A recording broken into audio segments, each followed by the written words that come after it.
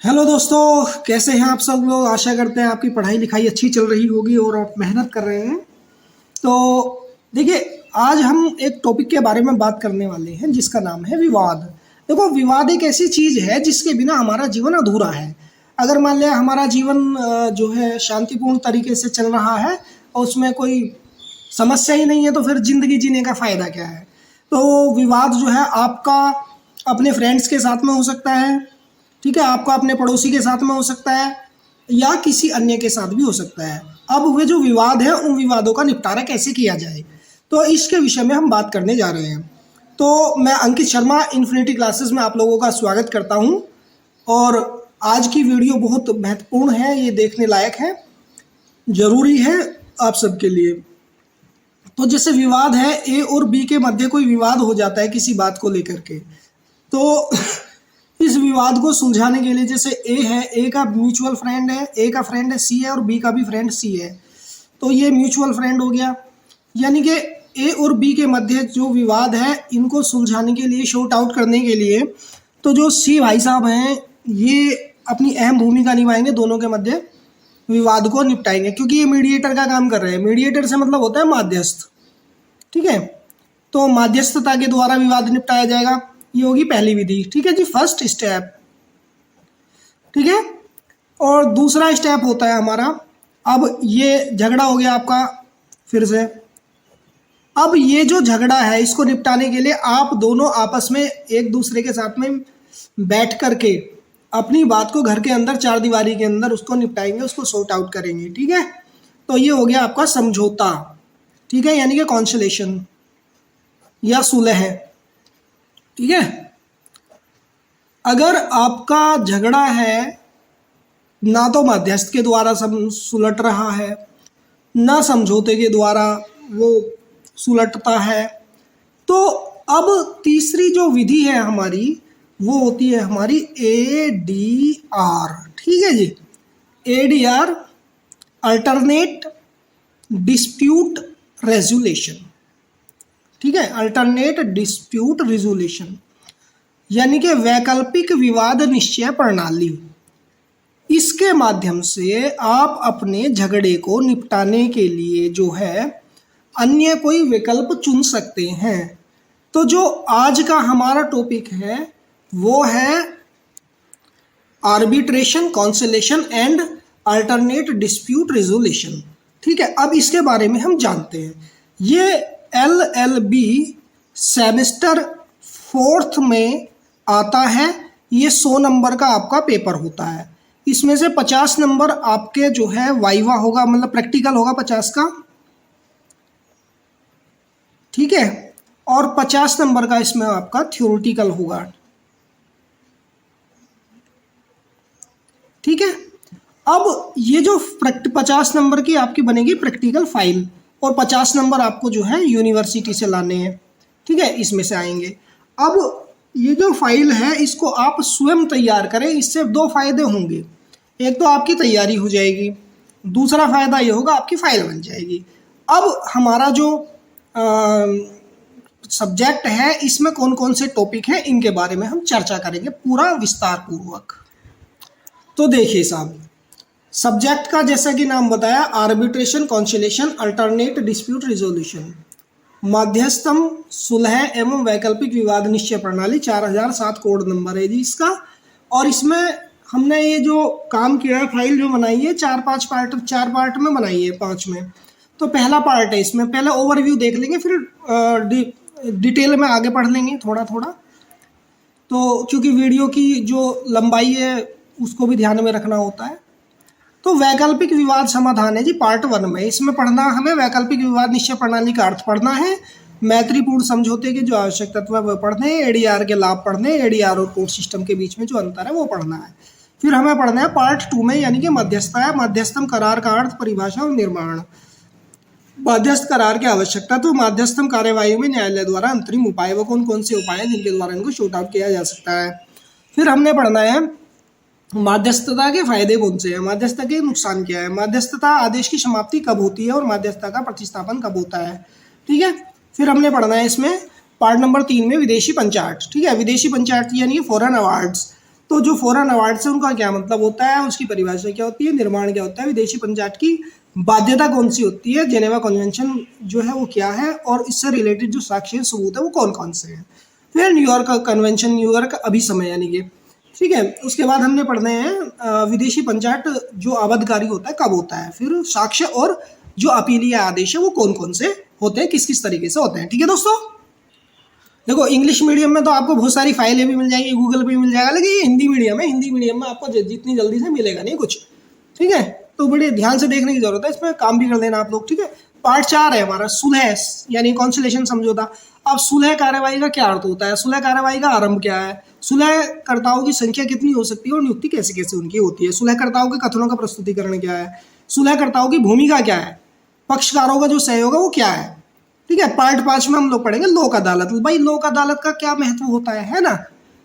तो लोक अदालत का जो संगठन है वो कैसे होता है, कैसे बनती है, वैधानिक सहायता परिषद क्या होता है, इसका क्या महत्व है, वैधानिक सेवा प्राधिकार अधिनियम 1987 के बारे में पढ़ेंगे, कानूनी सेवा प्राधिकार अधिनियम 1987 के बारे में पढ़ेंगे, और लोक अदालतों द्वारा किस प्रकार के मामले निर्णीत किए जाते हैं, कौन कौन से मामले हैं जो लोक अदालत उनको हैंडल करती है, ठीक है। लोक अदालत का महत्व क्या है, अपील क्या है और निष्कर्ष क्या है। तो ये हमारा एक टॉपिक है, इसमें पूरा का पूरा हमने ओवरव्यू इसको देख लिया। अब इसके बारे में डिटेल में चलते हैं, चलिए ये पढ़ते हैं डिटेल में। देखिए मुरारी बापू की कथा की तरह इसको नहीं सुनना है, बड़े प्यार से इसको करना है आपको।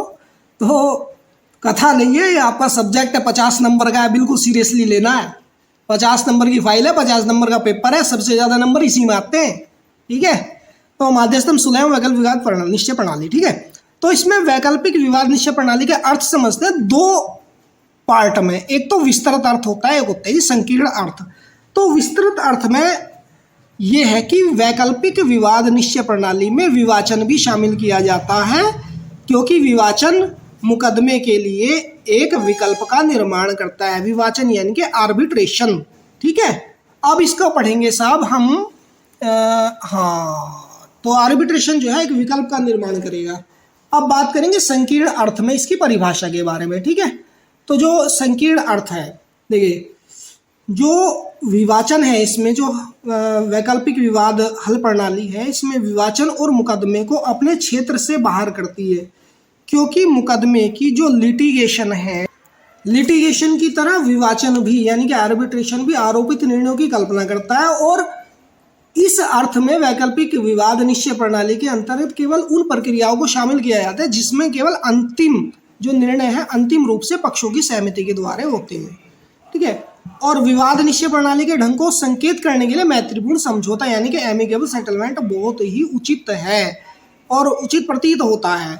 मैत्रीपूर्ण समझौते में पक्षकार अपने विवाद को तय करने के लिए पूर्णतः स्वतंत्र होते हैं, ठीक है। इस प्रकार वैकल्पिक विवाद हल प्रणाली के अंतर्गत नेगोशिएशन, वार्ता यानी कि मध्यस्थता और सुलह आते हैं। कोई सुलह करता या मध्यस्थ करता स्वयं विवाद का निर्णय नहीं कर सकता, बल्कि वो तो केवल सामान्य आधारों को बताता है जो पक्षों की दृष्टि से बच निकलते हैं और इस प्रकार विवाद के हल में सहायता करते हैं। तो साहब ये था इसका पूरा का पूरा हमने जो पढ़ा अर्थ, किस किस तरीके से उनका क्या अर्थ निकलता है, ठीक है। तो हमने विस्तृत भी पढ़ा और संकीर्ण भी पढ़ लिया, ठीक है। अब बात करते हैं अगले टॉपिक के बारे में। अब बात करते हैं साहब मैत्रीपूर्ण समझौते के जो आवश्यक तत्व हैं वो कौन कौन से होते हैं। देखो सबसे पहली बात, दो पक्षों के बीच में झगड़ा है भाई, तो निपटाने के लिए पहला तत्व है मुख्य कि जो दोनों पक्ष है दोनों को आमने सामने मेज पर बैठाओ, दोनों से बातचीत करो कि भाई तुम्हारा मसला क्या है, ठीक है। दूसरी बात है जो समस्या है, जिस समस्या के कारण वो झगड़ा हुआ है उससे परिचित कराना कि भाई बात बताओ क्या है, तथ्यों की स्थापना करना और विवादकों को स्पष्ट करना, जो इश्यूज है उनको क्लियरली बता देना, निपटारे के विकल्प को विकसित कराना और अंत में करार करा देना, ठीक है। तो ये सारी चीज़ें जो है हमारी मैत्रीपूर्ण समझौते के आवश्यक तत्व, ठीक है। अब बात करेंगे जी एडीआर के लाभ के बारे में। देखो जी जो एडीआर का लाभ है वो क्या है कि जैसे हमारी नियमित न्याय व्यवस्था है उसके मुकाबले में ये थोड़ा सा सस्ती भी है और इजीली समस्या का शॉर्ट आउट भी हो जाता है। तो ये सारी चीज़ें देखो कौन कौन से, जैसे वैकल्पिक विवाद हल प्रणाली है, कभी भी आरंभ करी जा सकती है, ठीक है, चाहे केस भी चल रहा हो तब भी इसको हम स्टार्ट कर सकते हैं, सही है।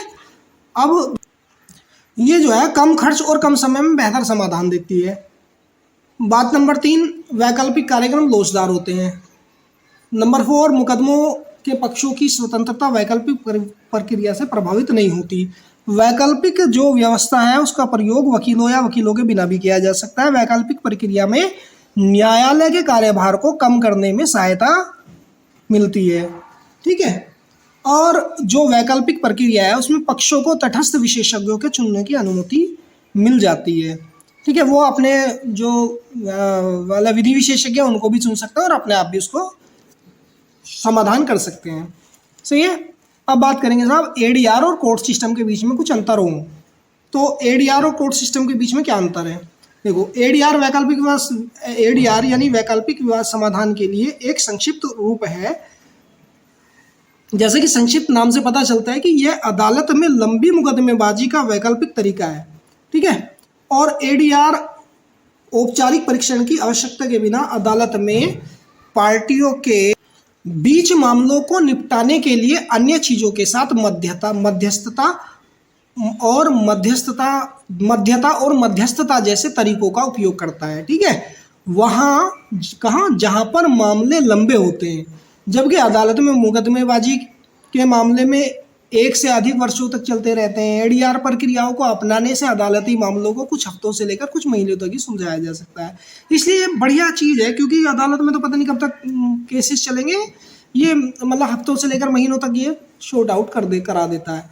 तो जो मोस्ट ऑफ द मैटर्स होते हैं, अधिकांश जो मामले हैं उनमें एडीआर लागू होता है। पार्टियां या तो मौजूदा समझौते में एक खंड सम्मिलित करेंगी, ठीक है, या फिर जो उनके बीच उत्पन्न होने वाले जो विवाद हैं, जो डिस्प्यूट्स हैं, उनको एडीआर के माध्यम से हल निकालेंगी। सही है। और जबकि अन्य मामलों में अदालतें पार्टियों को एडीआर को प्रस्तुत करने के लिए कह सकती हैं, जहां ऐसा करने का उन्हें अधिकार भी है। ठीक है बस। पार्ट नंबर 2 के बारे में बात करेंगे, मध्यस्थता करार के बारे में। देखो, करार, जो मध्यस्थता करार है उसका अर्थ जो है, मध्यस्थता सुलह अधिनियम 1996, पॉइंट टू बी नोटेड, इसको गोल घेरे में ले लिया जाए।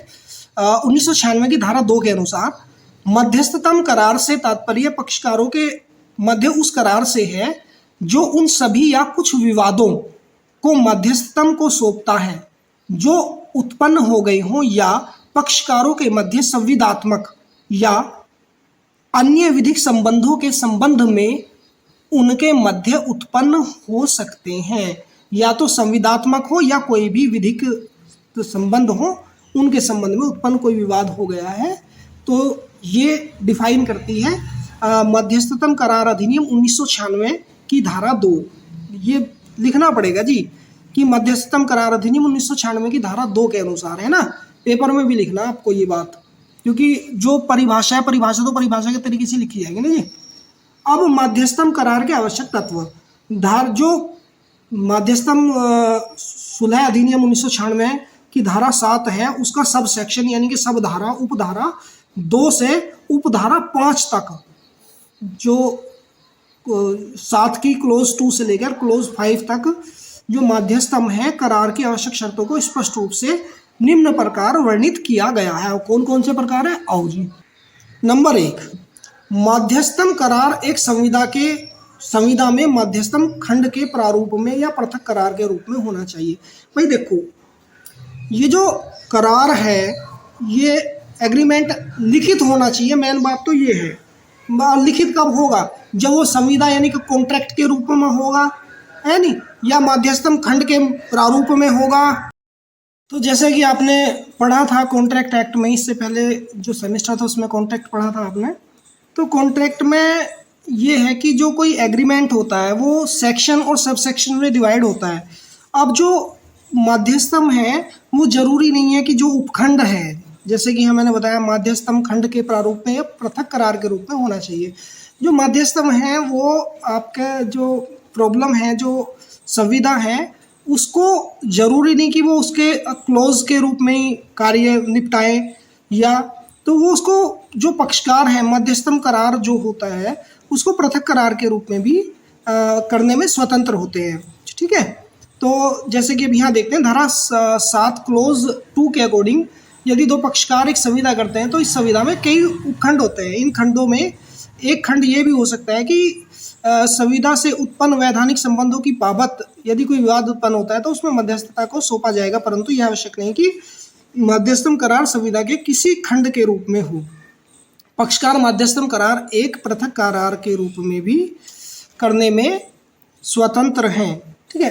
अब दूसरी बात यह है, इसमें पॉइंट नंबर 2 ये है कि जो मध्यस्थम करार है वो लिखित रूप में होना चाहिए। लिखित रूप में, वेरी इंपॉर्टेंट है, अगर कोई एग्रीमेंट है वो लिखित होना चाहिए। ठीक है। ये आपका धारा 7 क्लोज 3 के अनुसार इसको डिफाइन किया गया है। धारा 7 क्लोज 3। अब जो मध्यस्थम अधिनियम 1940 की धारा 2 क्लोज 1 में ये स्पष्ट व्यवस्था की थी कि जो मध्यस्थम है वो लिखित होना चाहिए। लिखित करार का कोई प्रारूप निर्धारित नहीं है, परंतु ये सुनिश्चित अवश्य होना चाहिए। ठीक है। तो ये क्या होना चाहिए, रीडिंग में होना चाहिए। ठीक है। और दूसरी बात ये है हमारी कि जो कोई करार है कब लिखित माना जाएगा, ये सेक्शन 7 क्लोज 4 के अकॉर्डिंगली डिफाइन किया गया है इसको कि करार को लिखित कब माना जाएगा। जब वो दोनों पक्षकारों द्वारा हस्ताक्षरित किया गया हो तब लिखित माना जाएगा। या मध्यस्थम करार पत्र, टेलेक्स या टेलीग्राम या संसूचना के माध्यम से या किसी विनिमय के अन्य साधनों के माध्यम से भेजा गया है तो वो लिखित माना जाएगा। ठीक है मित्रों। अब थर्ड पॉइंट इसके अंदर में ये है कि यदि दावा या बचाव के आदान प्रदान के रूप में एक पक्षकार ने करार के अस्तित्व का आरोप लगाया है तथा दूसरे पक्षकार ने इसे इनकार नहीं किया है, मतलब अगर वो रिटन में नहीं है तो एक व्यक्ति ने आरोप लगाया, दूसरे ने स्वीकार कर लिया, तो ये माना जाएगा। अब हम लोग बात करेंगे मध्यस्थम कार्यवाही में न्यायालय द्वारा अंतरिम उपाय स्वीकार किए जाते हैं। कौन कौन से किए जाते हैं, सेक्शन 9 के अकॉर्डिंगली बताया गया है कि आदर्श विधि का जो आर्टिकल है अनुच्छेद 9 के अनुरूप तथा पुरानी मध्यस्थम विधि 1940 की धारा 41 ख या बी से मिलती जुलती है। धारा 9 न्यायालय को यह अधिकार देती है, कौन सा, धारा 9 अधिकार देती है न्यायालय को, कौन सा, कि वे मध्यस्थम कार्यवाही के दौरान, परंतु धारा 36 के अनुसार जो मध्यस्थम पंचायत है, आर्बिट्रेशन अवार्ड है, ठीक है, के लागू हो जाने से पूर्व कुछ उपाय कर सकें। इसके लिए मामले के पक्षकार जो हैं उनको मध्यस्थम कार्यवाही से पूर्व या उसके दौरान, पंचायत किए जाने के पश्चात, परंतु मध्यस्थम पंचायत लागू हो जाने से पहले, यानी कि जो अवार्ड है उसको किए जाने के बाद लेकिन लागू होने से पहले किसी भी समय न्यायालय से निम्न उपाय करने के लिए आवेदन किया जा सकता है। कौन कौन से हैं, जैसे उदाहरण पढ़ते हैं। नंबर 1, मध्यस्थम कार्यवाही के लिए किसी नाबालिग या पागल व्यक्ति के लिए संरक्षक की नियुक्ति करना चाहिए, या किसी सामान या वस्तु की अभिरक्षा यानी कि उसकी सिक्योरिटी के लिए, सुरक्षा के लिए उपाय करने हेतु बशर्ते वह वस्तु या जो सामान है मध्यस्थम करार की विषय वस्तु होनी चाहिए ना, सब्जेक्ट मैटर होनी चाहिए। बात नंबर 3, मध्यस्थम पंचायत जो है आर्बिट्रेशन जो अवार्ड है उसके परिणाम स्वरूप किसी धनराशि को प्राप्त करने के लिए उपाय करना। ठीक है। किसी वस्तु को रोकना, उसकी सुरक्षा या उसके निरीक्षण हेतु उपाय करने के लिए, बशर्ते कि वह वस्तु या संपत्ति मध्यस्थम करार की विषय वस्तु होनी चाहिए। और अंतरिम व्यादेश यानी कि इंटरिम इंजेक्शन प्राप्त करने के लिए, और प्रापक की नियुक्ति करने के लिए, जो रिसीवर है उसकी नियुक्ति करने के लिए होना चाहिए। प्रारूप या कोई जानकारी प्राप्त करने के लिए, बशर्ते कि वह संपत्ति, भूमि या भवन किसी पक्षकार के कब्जे में हो। ठीक है। अब बात करेंगे दोस्तों हम मध्यस्थता के जो फायदे हैं उनके बारे में, क्या क्या फायदे होते हैं। ठीक है। तो मध्यस्थता से समस्या और उसका समाधान दोनों वादी के हाथों में होता है। कानून इसे मानता भी और न्यायालय इसको प्रोत्साहन और समर्थन भी करते हैं। इस विकल्प का चुनाव ऐच्छिक और हल न मिलने पर स्वेच्छा से भी छोड़ा जा सकता है। अगर कोई हल नहीं मिलता है इसको अपनी इच्छा से छोड़ सकते हैं। ठीक है। और फिर न्यायालय की सहायता से इसको निपटाया जा सकता है। ठीक है। अगला पॉइंट है, यह प्रक्रिया वादियों को उनके पक्ष की ताकत व कमजोरी दिखाती है, जिससे समस्या का सही समाधान मिल जाता है। ठीक है। 5वां पॉइंट है कि ये जो प्रक्रिया है पारस्परिक संपर्क और बातचीत को बेहतर बनाने का अवसर देती है, जो किसी भी झगड़े को समाप्त करने के लिए जरूर होता है, क्योंकि बातचीत ही एक ऐसी चीज़ है जो समस्या का समाधान निकलता है, जिसके द्वारा इससे रिश्ते फिर से जुड़ते हैं। इसका उद्देश्य भविष्य को संवारना है, बीते कल को कुरेदना नहीं है। समझौते पर हस्ताक्षर करके सभी पक्ष जो है उपेक्षा से अधिक लाभ उठा पाते हैं। प्रक्रिया के अंत में विरोध मित्रता में बदल जाता है। जब इस प्रकार का मामला सुलझ जाता है तो इससे जुड़े बाकी झगड़े भी समाप्त हो जाते हैं। ठीक है, और इस प्रक्रिया में आगे अपील की गुंजाइश नहीं है, क्योंकि भी मामला बातचीत से निपट गया तो आगे अपील का कोई मतलब ही नहीं है। इससे न्यायतंत्र का वक्त और समय और पैसा भी बचता है। झगड़े सुलझाने के लिए बाकी साधनों की अपेक्षा मध्यस्थता में खर्च भी बहुत कम होता है, ना के बराबर होता है। ठीक है दोस्तों, अभी अपन बात करेंगे मध्यस्थता के नुकसान के बारे में। ठीक है, तो जो मध्यस्थता है उससे कुछ नुकसान भी है। जब ऐसी पार्टी ऐसी स्थिति में पहुंच जाती है जहां बातचीत करने से पूरी तरह से इनकार कर देते हैं वो लोग, तो कभी कभी पार्टियों को किसी भी प्रकार से समझौते तक पहुंचने में कई सारी मध्यस्थताएं लगती हैं, जो मध्यस्थता प्रक्रिया को और महंगी विधि बना देती हैं। मान अगर एक पार्टी पहले मान जाती है फिर मना कर देती है, बड़ी समस्याएं आती हैं। बात नंबर 2 ये है कि पार्टियों को भाग लेने के लिए मजबूर नहीं किया जा सकता, और सिवाय इसके कि जब अदालत के आदेश का मतलब है कि कुछ मामलों में अदालत को लागू करना आवश्यक है। कभी कभी एक कानूनी मिसाल स्थापित करने की आवश्यकता होती है जिसमें एक जटिल प्रक्रिया शामिल हो जाती है। तो ये इसके नुकसान है मध्यस्थता के। ठीक है दोस्तों, अभी अपन बात करेंगे मध्यस्थता आदेश की समाप्ति कब हो जाती है और मध्यस्थता का प्रतिस्थापन कब होता है। देखिए, सेक्शन 15 क्लोज 1 के अकॉर्डिंगली इसको बताया गया है कि मध्यस्थता की अधिकारिता की समाप्ति के लिए 2 अतिरिक्त आधार हैं जिनका प्रावधान है। पहला कि यह किसी कारणवश मध्यस्थ ने स्वयं को अपने पद से हटा लिया है, या तो उसने अपने आप को स्वयं ही हटा लिया है। दूसरा, पक्षकारों ने मध्यस्थ की अधिकारिता को समाप्त करने के आपस में करार कर लिया है कि अब हम जो मीडिएटर है, जो हमारा आर्बिट्रेटरी पर्सन है, उसको अब हम लोग हटा देते हैं, तो ये जो है तब समाप्त हो जाता है।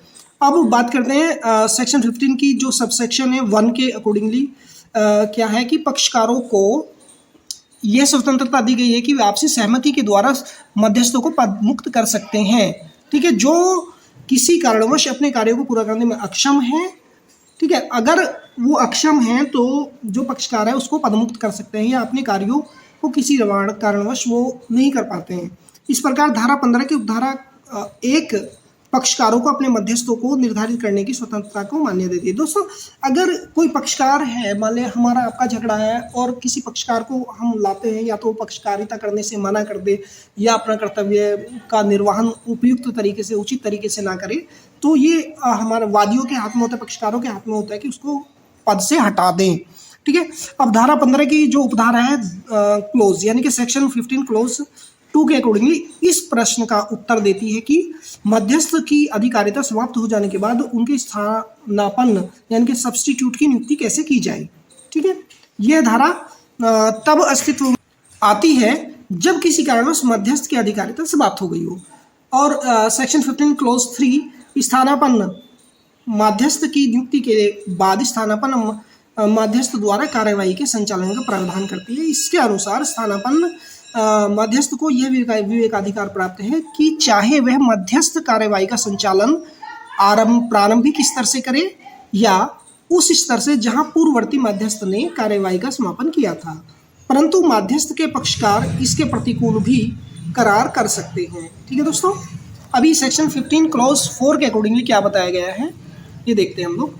सेक्शन 15 क्लोज 4 के अकॉर्डिंगली मध्यस्थ अधिकरण की संरचना में परिवर्तन के बाद नवीन मध्यस्थ की नियुक्ति से पूर्व और पूर्ववर्ती मध्यस्थ द्वारा संपन्न कार्यवाही सिर्फ इस आधार पर अवैध नहीं हो जाएगी, किस पे, कि मध्यस्थ अधिकरण के गठन में कार्यवाही सिर्फ इस आधार पर अवैध नहीं हो जाएगी कि मध्यस्थ अधिकरण में परिवर्तन हुआ है, केवल परिवर्तन होने से अवैध नहीं मानी जाएगी। ठीक है दोस्तों, अभी अपन बात करेंगे पार्ट 3 जो विदेशी पंचायत है यानी कि फॉरेन अवार्ड्स के बारे में। देखिए, विदेशी पंचायत या फॉरेन अवार्ड्स क्या है, इसको सेक्शन 53 में डिफाइन किया गया है। सेक्शन 53 चैप्टर 2 विदेशी पंचायत यानी फॉरेन अवार्ड का जो तात्पर्य है वो 28 जुलाई 1924 के बाद बनाए गए जो 28 जुलाई 1924 में बनाया गया था ये, और तब से संपूर्ण भारतवर्ष में लागू विधि के अधीन वाणिज्यिक समझे गए मामलों से संबंधित मतभेदों पर मध्यस्थम पंचायत आश्रित है। क्या आशय है इसका, अब हम इसके बारे में पढ़ते हैं। ठीक है, पॉइंट नंबर 1, मध्यस्थम के लिए करार के अनुसरण में जिसके प्रति दूसरी अनुसूची में दिए गए बातचीत लागू होती है। नंबर 2, उन व्यक्तियों के बीच जिनमें एक ऐसी शक्तियों की अधिकारिता का विषय है जिसका केंद्रीय सरकार को यह समाधान हो जाने के कारण कि प्रतिकूल प्रावधान किए गए हैं।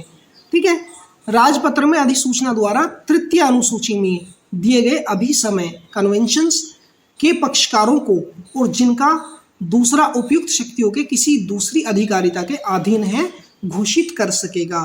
तो इस प्रकार का जो है पॉइंट नंबर 3 है हमारा कि इस प्रकार राज्य क्षेत्रों के किसी एक क्षेत्र में जिसका केंद्रीय सरकार को समाधान हो जाने के कारण प्रतिकूल प्रावधान किए गए हैं, सदृश अधिसूचना द्वारा उन राज्य क्षेत्रों का होना घोषित कर सकेगा। ठीक है, जिसके प्रति तथाकथित अभिसमय लागू है। ठीक है दोस्तों, अभी जो चैप्टर 2 है उसके उद्देश्यों के लिए एक पंचाट को अंतिम समझा जाता है यदि पंचाट की वैधता का बचाव करने के उद्देश्य के लिए कोई कार्यवाही इस न्यायालय में लंबित है जिसमें इसका निर्माण किया गया है। अगर कोई कार्यवाही है न्यायालय में लंबित है जिसके लिए इसका निर्माण किया गया है, ठीक है, तब वो अंतिम समझा जाता है। अब जो सेक्शन 53 है उसके अकॉर्डिंगली अपन बात करेंगे जेनेवा प्रोटोकॉल। वो जेनेवा अभिसमय अनुच्छेद 1 पर आधारित है। इस धारा के अनुसार विदेशी पंचाट के आवश्यक तत्व क्या है? पहला कि यह किस विवाद पर मध्यस्थम पंचाट है।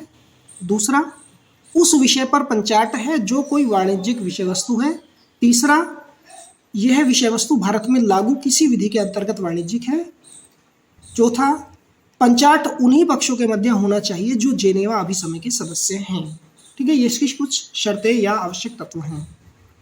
अब अपन बात करेंगे विदेशी पंचाट की बाध्यता, यानी कि जो फॉरेन अवार्ड से उनकी बाध्यता क्या है। ये सेक्शन 55 में डिफाइन किया गया है कि एक विदेशी पंचाट जो इस धारा के अधीन परिवर्तनीय होगा उन व्यक्तियों पर सभी प्रयोजनों के लिए बाध्यकारी होने के रूप में वैसे ही व्यवहार करेगा जैसा कि उनके बीच प्रस्तुत किया गया, वही व्यवहार होगा जो प्रस्तुत किया गया है। ठीक है, और भारतवर्ष में किसी विधिक कार्यवाही में बचाव, मुजरई या अन्य माध्यम से उन सभी व्यक्तियों में किसी पर भी विश्वास किया जा सकेगा और एक विदेशी पंचाट को प्रवर्तनीय बनाने वालों को इस अध्याय में किसी भी निर्देश का अर्थान्वयन एक पंचाट पर विश्वास करने के निर्देशों को शामिल करने के रूप में किया जाएगा।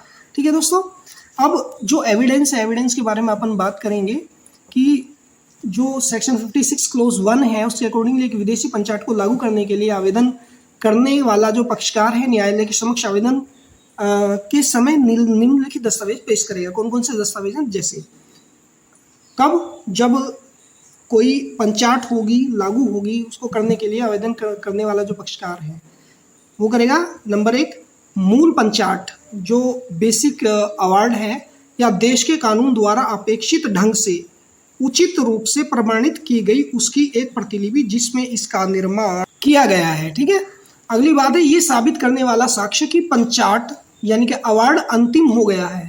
ठीक है, पॉइंट नंबर नेक्स्ट है ऐसा साक्ष्य जो यह साबित करने के लिए आवश्यक है कि धारा 57 क्लोज 1 के जो पार्ट हैं, खंड हैं ख और ग में वर्णित समाधान कर दिया जाता है।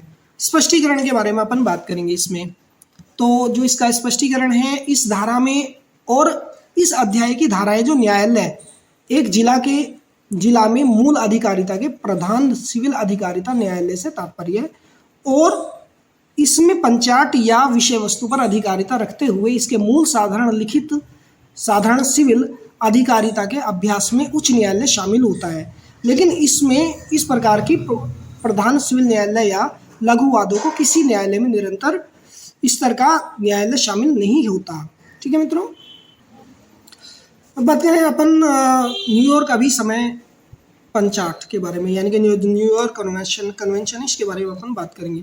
इस अधिनियम में जब तक कि संदर्भ से अन्यथा अपेक्षित न हो विदेशी पंचाट से ऐसा मध्यस्थम पंचाट अभिप्रेत है जो व्यक्तियों के बीच उन विधिक संबंधों से चाहे वे संविदात्मक हो या न हो जिन्हें भारत में प्रवर्त विधि के अधीन वाणिज्यिक समझा गया है उत्पन्न होने से मतभेदों के बारे में और जो 11 अक्टूबर 1960 को या उसके बाद नंबर 1 ऐसे मध्यस्थम के जिसको पहली अनुसूची में दिया गया या अभी समय लागू होता है किसी लिखित करार के अनुसरण में किया गया हो। ठीक है। पॉइंट नंबर 2, ऐसे राज्य क्षेत्र में से किसी में किया गया हो जिन्हें केंद्रीय सरकार यह समाधान हो जाने पर कि व्यक्तिकारी उपबंध किए गए हैं, जो यानी कि व्यक्तियों के हित में है, लाभ में है, राजपत्र की अधिसूचना द्वारा ऐसा राज्य घोषित करे जिसको उक्त अभिसमय लागू होता है, जिनको अभिसमय लागू होता है। ठीक है दोस्तों। तो विदेशी पंचाट कब आबद्धकारी होंगी? किसी विदेशी पंचाट को जो इस अध्याय के अधीन परिवर्तनीय होंगे उन व्यक्तियों पर जिनके बीच यह किया गया था सभी प्रयोजनों के लिए आबद्धकार माना जाएगा और तदनुसार उन व्यक्तियों में से कोई भी व्यक्ति प्रतिरक्षा के रूप में मुजराई के तौर पर या अन्यथा भारत में किन्हीं विधिक कार्यवाहियों में उस पर निर्भर कर सकेगा और इस अध्याय में किसी विदेशी पंचाट को प्रवर्त करने के लिए या प्रवर्त करने के संबंध में किन्हीं निर्देशों का यह अर्थ लगाया जाएगा कि उसके अंतर्गत पंचाट पर निर्भर करने के प्रति निर्देश भी हैं। ठीक है दोस्तों। अब अपन बात करेंगे साक्ष्य के बारे में। ठीक है।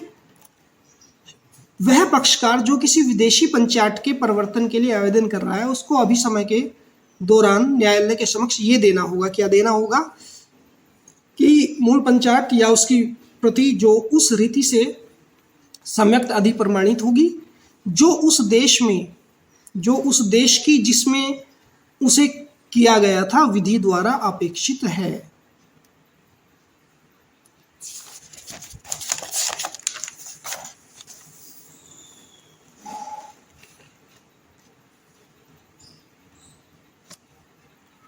ये पूरा का पूरा इसलिए बताया जा रहा है ताकि आप लोग अपनी फाइल को भी रेडी कर सके। ठीक है। इससे आपकी फाइल भी रेडी हो जाएगी और ये रिपीट भी हो रहा है और उसको एक्सप्लेनेशन भी किया जा रहा है। ठीक है। तो सेकंड पॉइंट है माध्यस्थम के लिए किया गया मूल करार या सम्यक्त प्रमाणित प्रति। ठीक है। जो सर्टिफाइड कॉपी है वो हो ऐसा साक्ष्य जो ये साबित करने के लिए आवश्यक हो कि पंचाट विदेशी पंचाट है, यानी कि फॉरेन अवार्ड है। अपील या आदेश की अपन बात करेंगे। किसी ऐसे आदेश से कोई अपील जिसमें सेक्शन 50 क्लोज 1, सेक्शन 45 धारा 45 के अधीन पक्षकारों को मध्यस्थम के लिए निर्देशित करने, नंबर 2 धारा 48 के अधीन किसी विदेशी पंचाट को प्रवर्तन करने, इन दोनों से इनकार कर दिया गया हो उस न्यायालय में होगी। अगर जो एक अपील होगी वो जब ये दोनों शर्तें जो पक्षकारों के मध्यस्थम के निर्देशित करने से मना कर देगी या धारा 48 के किसी विदेशी पंचाट को प्रवर्तित करने में मना कर देगी, उस न्यायालय में होगी जो ऐसे आदेश की अपील सुनने के लिए विधि द्वारा प्राधिकृत हो, यानी कि जिसको इसी काम के लिए बनाया गया है। ठीक है। अब अपन बात करेंगे सेक्शन 50 के बारे में। ठीक है। तो जो सेक्शन 50 क्लॉज 2 के अधीन अपील में पारित किसी आदेश से द्वितीय अपील नहीं होगी, यानी कि अगर कोई सेक्शन 50 क्लॉज 2 के अधीन कोई अपील है उसमें पारित कोई आदेश दे दिया गया है, उस आदेश से कोई सेकंड अपील नहीं होगी।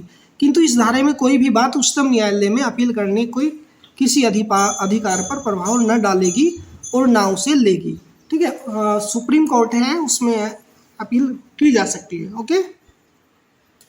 देखिए मित्रों, अभी अपन पार्ट 4 के बारे में बात करने वाले हैं। पार्ट 4 है हमारा सुलह या समझौता यानी कॉन्सुलेशन। तो सुलह कार्रवाई का अर्थ हम समझते हैं जो सेक्शन 61 के अकॉर्डिंगली समझाया गया है, इसमें डिफाइन किया गया है कि इस अधिनियम के भाग 3 के अंतर्गत जब तक पक्षकारों के बीच अन्यथा करार नहीं होता, ठीक है, तब तक यह भाग कानूनी संबंध से उत्पन्न होने वाले विवादों के सुलह पर लागू होगा, चाहे संविदात्मक हो या ना हो, और उससे संबंधित सभी कार्यवाही पर भी लागू होगा। यह भाग वहां लागू नहीं होगा कहां पर, जहां उस समय लागू होने वाली किसी भी विधि के गुण द्वारा कुछ विवादों को सुलह हेतु पेश नहीं किया जा सकता हो, यानी कि वहां पर लागू नहीं होगा जहां पर उसको पेश न किया गया हो। अब धारा 61 दो धाराओं में विभाजित है। जैसे धारा 61 क्लोज 1 के अकॉर्डिंगली जब पक्षों के मध्य इसके विपरीत करार न हो यह भाग सभी विवादों पर लागू होता है, भले ही विवाद संविदात्मक हो या असंविदात्मक, बशर्ते कि विवाद वैधानिक संबंधों से उत्पन्न हुआ हो, परंतु उपधारा 2 में वर्णित उस समय लागू किसी विधि के द्वारा अन्यथा उपबंध किया गया है, जिससे उसके सिवाय शब्दावली यह स्पष्ट करती है कि यदि अन्य विधि के विवादों के सुलह से संबंधित किसी विधि का प्रावधान किसी अन्य विधि में है, तो ऐसी अवस्था में इस अधिनियम के भाग के प्रावधान लागू न होंगे। ठीक है, देखो उसके सिवाय एक वर्ड है, ये शब्दावली स्पष्ट करेगी कि अन्य विधि के विवादों के सुलह से संबंधित कोई भी विधि जो इस विधि में है, ऐसी अवस्था में जो ये अधिनियम है लागू नहीं होगा। ठीक है, उसके सिवाय। ठीक है, अभी अपन बात करने वाले हैं सुलह कार्यवाही का आरंभ कैसे होता है। ठीक है दोस्तों, सुलह कार्यवाही का आरंभ धारा 62 में डिफाइन किया गया है। सुलह को प्रारंभ करने वाला पक्षकार विवाद के विषय में संक्षिप्त तौर पर ज्ञान कराने के लिए एक लिखित निमंत्रण भेजेगा। सुलह कार्यवाही उस समय प्रारंभ होगी जिस समय दूसरा पक्षकार सुलह करने के लिए लिखित आमंत्रण को स्वीकार करता है। ठीक है, यदि दूसरा पक्षकार लिखित आमंत्रण को अस्वीकार कर देता है तो कोई सुलह कार्यवाही नहीं होगी। यदि सुलह प्रारंभ करने वाला पक्षकार उस तिथि से 30 दिनों के भीतर उत्तर प्राप्त नहीं करता है जिस पर वह आमंत्रण भेजता है, तो वह सुलह करने के लिए आमंत्रण की अस्वीकृति होने के रूप में इसके साथ व्यवहार करने का चुनाव कर सकेगा, और यदि वैसा चुनाव करता है तो दूसरे पक्षकार को लिखित तौर पर सूचना देनी होगी। अब अपन बात करेंगे सुलहकर्ताओं की संख्या और नियुक्ति के बारे में। देखिए सेक्शन 63 के अकॉर्डिंगली प्रावधान है इसमें कि जब तक पक्षकारगण 2 या 3 सुलह होने की सहमति नहीं करते, सुलहकर्ता केवल एक ही होगा। एक से अधिक सुलहकर्ता होने की स्थिति में उन्हें संयुक्त रूप से कार्य करने के लिए एक सामान्य नियम के रूप में होना चाहिए। ठीक है, जो सामान्य नियम उसके रूप में होना चाहिए। अभी सेक्शन 64 क्लोज 1 के अकॉर्डिंगली इसको बताया है कि इसके अंतर्गत सुलहकर्ताओं की नियुक्ति के संबंध में ये उपबंध है। पहला कि एक सुलहकर्ता के साथ कार्यवाही में पक्षकारगण एकल सुलहकर्ता के नाम से सहमत हो सकेंगे या 2 सुलहकर्ताओं के साथ सुलह कार्यवाही जो है, ठीक है, सुलह कार्यवाही में प्रत्येक पक्षकार एक सुलहकर्ता की नियुक्ति कर सकेगा। ठीक है, पॉइंट नंबर 3 यह है कि 3 सुलहकर्ताओं के साथ सुलह कार्यवाही में प्रत्येक पक्षकार एक सुलहकर्ता की नियुक्ति कर सकेगा और तीसरे सुलहकर्ता के नाम पर वह सहमत हो सकेगा जो पीठासीन अधिकारी की हैसियत से काम करेगा। ठीक है, और सेक्शन 64 क्लोज 2 के अकॉर्डिंगली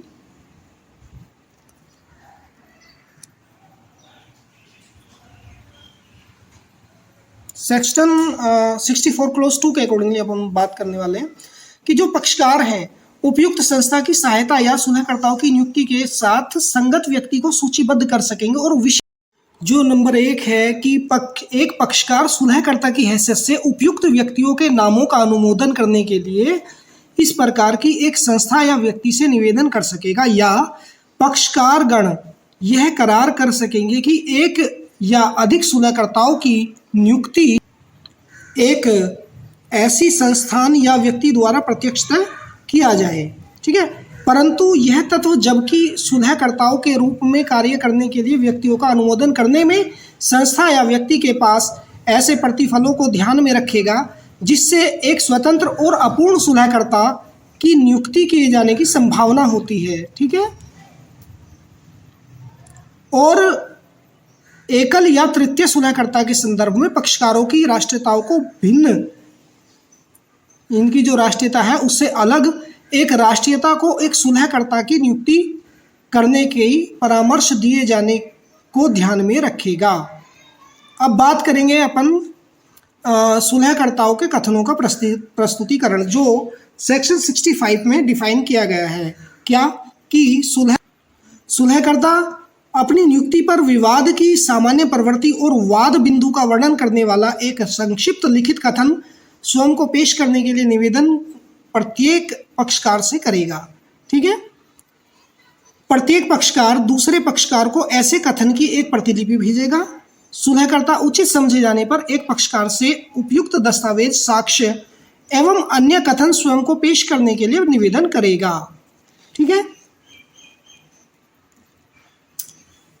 सुलह कार्यवाही के किसी भी प्रकरण पर सुलहकर्ता उचित समझे जाने पर पक्षकार से स्वयं को कोई अतिरिक्त सूचना भेजने के लिए निवेदन करेगा। ठीक है, अभी अपन बात करेंगे धारा 66 के अनुसार सुलहकर्ताओं को दीवानी प्रक्रिया संहिता, जो सुलहकर्ताओं को दीवानी प्रक्रिया संहिता 1908 या भारतीय साक्ष्य अधिनियम 1872 के द्वारा बाध्य नहीं किया जा सकता। ठीक है, अब सुलहकर्ताओं की जो कोई वाद होता है, कोई करार होता है, उसके अंदर में क्या भूमिका होती है, इसके बारे में अपन बात करेंगे।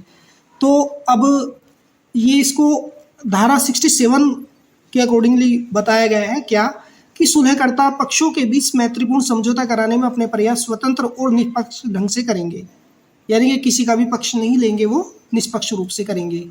ठीक है, दूसरी बात ये कि सुलहकर्ता का मार्गदर्शन पक्षकारों के बीच उनके किसी पूर्ववर्ती कारोबार को शामिल करते हुए संबंधित व्यापार की प्रणालियों और संविदा की समीपवर्ती परिस्थितियों, पक्षकारों के अधिकारों एवं दायित्वों, दूसरी वस्तुओं के बीच उनको प्रतिफल प्रदान कर वस्तुपरकता, निष्पक्षता एवं न्याय के सिद्धांतों द्वारा किया जाएगा। ठीक है, सुलहकर्ता इस प्रकार के ढंग से सुलह कार्यवाही का संचालन करेगा जिसे वह मामले की परिस्थितियों तथा ऐसी इच्छाओं को ध्यान में रखकर पक्षकार गण एक पक्षकार के द्वारा किसी भी ऐसे अनुरोध को सम्मिलित कर इच्छाएं व्यक्त कर सकेगा कि सुलहकर्ता मौखिक कथनों और विवादों को शीघ्रतर निपटाने के लिए आवश्यकता अनुसार सुनवाई करता है। पॉइंट नंबर 4 इसमें यह है कि जो सुलह करता है वो सुलह कार्यवाही के किसी भी चरण पर विवाद के निपटारे के लिए प्रस्ताव कर सकेगा। ठीक है, इस प्रकार के उद्देश्यों को लिखित होने की आवश्यकता नहीं पड़ती है और उसके लिए कारणों के कथन के द्वारा साथ होने की आवश्यकता भी नहीं पड़ती है। ठीक है दोस्तों, अब इसमें धारा 68 के अनुसार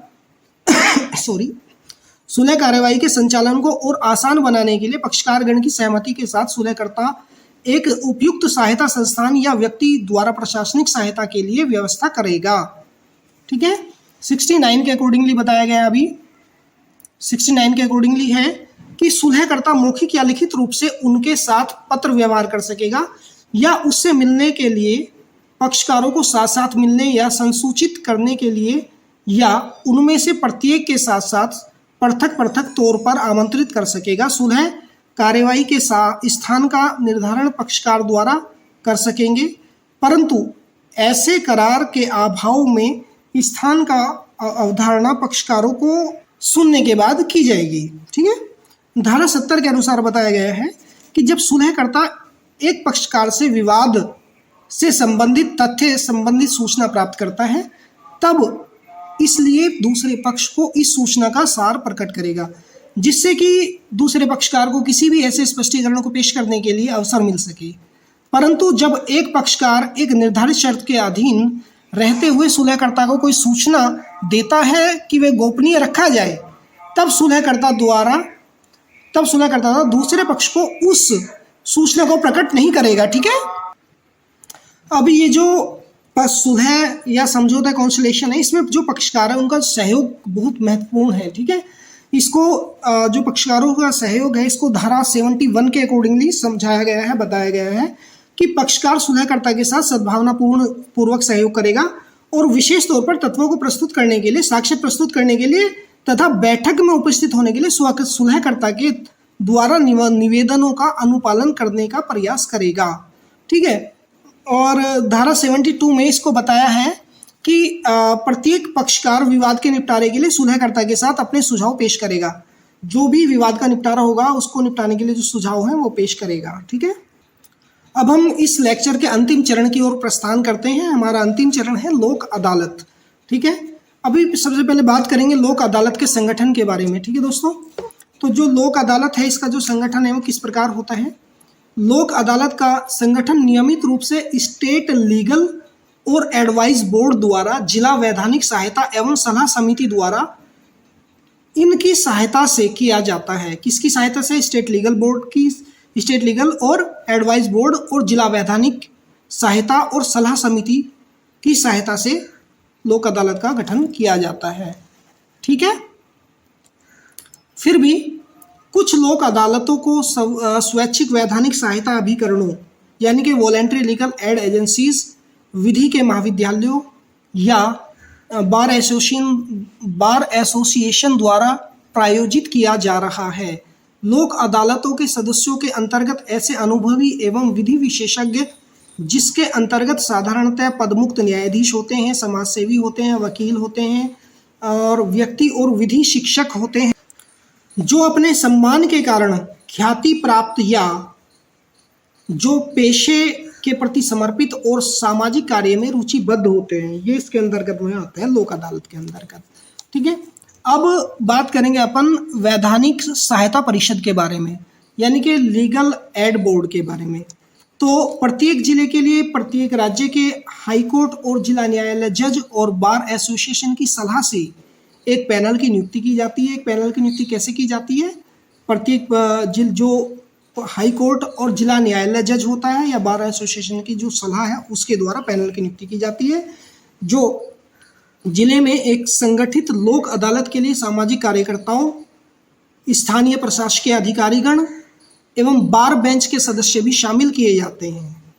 लोक अदालत के पैनल के सदस्य अपनी सामाजिक सेवाएं बिना किसी वेतन के करते हैं, कोई सैलरी नहीं लेते हैं, विदाउट सैलरी काम करते हैं। लोक अदालत में औपचारिक प्रक्रिया का पालन किया जाता है। यह प्रक्रिया जो है लचीली और अविवादित होती है, यानी कि नॉन कंट्रोवर्शियल होती है। हालांकि इस प्रक्रिया में कुछ मात्रा तक एकता और न्याय एवं निष्पक्षता का न्यूनतम स्तर धारण करने का विचार रहता है। लोक अदालत के पीछे जियो और जीने दो, लो और दो की भावना विद्यमान रहती है। लोक अदालत द्वारा हल किए गए मामलों में ना तो किसी पक्ष की जीत होती है और ना किसी पक्ष की हार होती है। इसमें केवल कुछ मामलों को लेकर केवल कुछ को लेकर और कुछ देकर भावी शांति और उन्नति की दृष्टि से विवाद या समझौता किया जाता है। इस प्रकार लोक अदालत एक अन्यायिक यानी कि नॉन जुडिशियल निकाय यानी बॉडी है, जो मुख्य रूप से न्याय निर्णय यानी कि एडजुडिकेशन करने में कम समय और कम खर्च पर काम करती है। यह एक ऐसी अनौपचारिक प्रक्रिया को अपनाती है जो केवल प्राकृतिक न्याय की आवश्यकताओं के अनुरूप होती है। इसमें पक्षों के बीच कानूनी तकनीकों से हटकर न्याय प्रदान किया जाता है।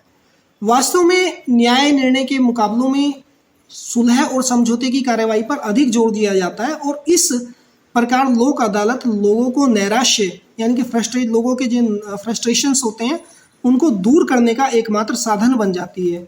ठीक है, अभी अपन बात करेंगे वैधानिक प्राधिकार अधिनियम के बारे में। ठीक है, तो जो वैधानिक प्राधिकार अधिनियम 1987 के अंतर्गत लोक अदालत की जो स्थिति होती है वो क्या है?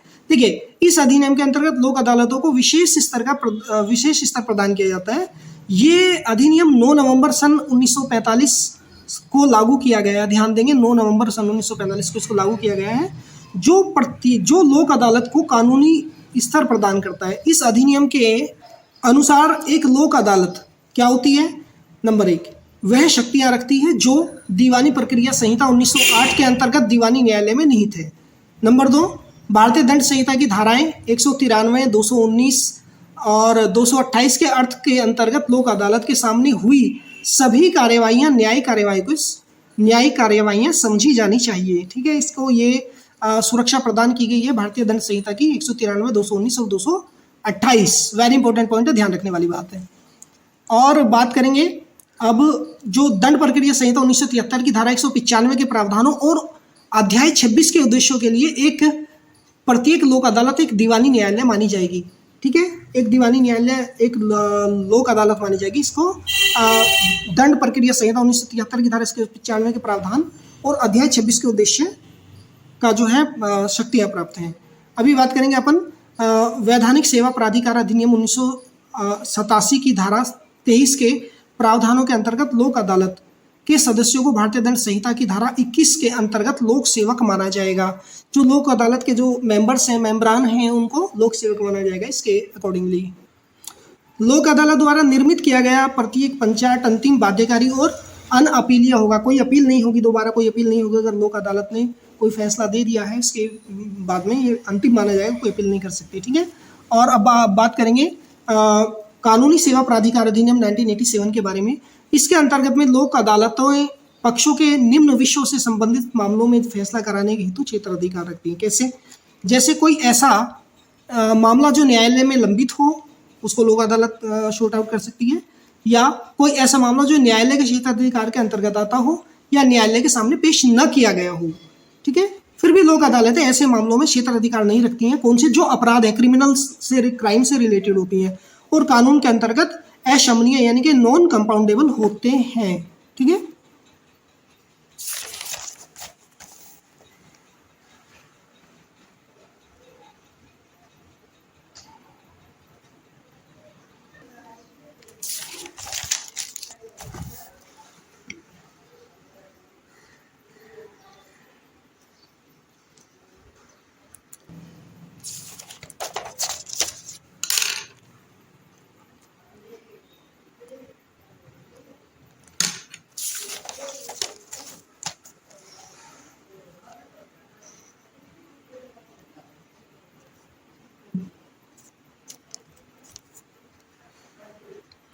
इकतीस मार्च 1996 तक देश में 13 लाख लोक अदालतें हो चुकी हैं, जिनमें 50 लाख मामलों का निपटारा किया जा चुका है और जिनमें से 2,78,801 मोटर दुर्घटना के दावे जो ट्रिब्यूनल के सामने विचाराधीन थे निर्णीत किए गए हैं और इनमें दावेदारों को 8,612 मिलियन की रकम मुआवजे के रूप में भुगतान कर दी गई है। इस प्रकार लोक अदालतों द्वारा निपटाए गए मामलों से यह प्रकट होता है कि यह प्रक्रिया आम जनता की पहुंच के पास है और इसकी लोकप्रियता दिन रात चौगुनी बढ़ती जा रही है। जो इसकी पॉपुलैरिटी है वो दिन पर दिन बढ़ती जा रही है, ठीक है दोस्तों। अभी अपन बात करेंगे कानूनी सेवा प्राधिकार अधिनियम 1987 के बारे में या अपील के बारे में, ठीक है। तो इसकी धारा 21 के अनुसार लोक अदालत द्वारा जारी किया गया प्रत्येक पंचायत दीवानी न्यायालय की एक डिक्री समझा जाएगा। ऐसा प्रत्येक पंचायत अंतिम तथा पक्षों पर बाध्यकारी माना जाएगा और ऐसे पंचायत के खिलाफ किसी न्यायालय में कोई अपील दायर नहीं की जाएगी जहां कोई मामला लोक अदालत को उक्त अधिनियम की धारा 20 क्लोज 1 के अंतर्गत संदर्भित किया गया होता है और लोक अदालत मामले का फैसला देती है तो वह न्यायालय में पहले जमा की गई कोर्ट फीस वादकारी को वापस दे दी जाती है, ठीक है। अगर लोक अदालत में कोई मामला दिया जाता है और पहले से वो मामला कोर्ट में चल रहा होता है तो उसको फीस वापस दे दी जाती है। अब बात करेंगे कंक्लूजन के बारे में दोस्तों। देखिए कंक्लूजन के बारे में अपन बात करने जा रहे हैं। इससे पहले कि मैं आपको बता दूं, ये जो है ये नोट्स हैं जो हमने बनाए हैं बड़ी मेहनत से और इसी तरह से ये आपको फाइल भी तैयार करनी है। थोड़ा सा स्पेस आपको ऊपर छोड़ना है, थोड़ा स्पेस यहाँ पे छोड़ना है, थोड़ा स्पेस यहाँ पे छोड़ना है और ये आपको फाइल तैयार करनी है। ये 50 नंबर के प्रैक्टिकल वाइज में वाइवा भी आपका होगा, ठीक है। और यही जो इसमें लिखा हुआ है ये आपका एग्जाम में आने वाला है, तो इसलिए बहुत ध्यान से इसको देखने की ज़रूरत है। अगर आपको ज़रूरत महसूस हो तो इसको आप कमेंट करके बता सकते हैं हमें कि आपको क्या लग रहा है, ठीक है। अब अपन बात करेंगे निष्कर्ष के, कंक्लूजन के बारे में। जो निष्कर्ष निकलता है, प्रत्येक प्रजातंत्र राज्य के लिए यह जरूरी होता है कि वह विवाद के हल का एक उचित और कारगर ढंग एक युक्ति संगत खर्च पर उपलब्ध कराए, ठीक है। अन्यथा कानून का शासन एक घिसा पिटा कथन बनकर रह जाएगा और लोग कानून को अपने हाथों में लेने के लिए मजबूर हो जाएंगे। फलस्वरूप शांति व्यवस्था और सुसरकार का अस्तित्व जो है खतरे में पड़ जाएगा और व्यापार और वाणिज्य को सुचारू रूप से चलाने के लिए भी वैकल्पिक विवाद हल प्रणाली की आवश्यकता होती है।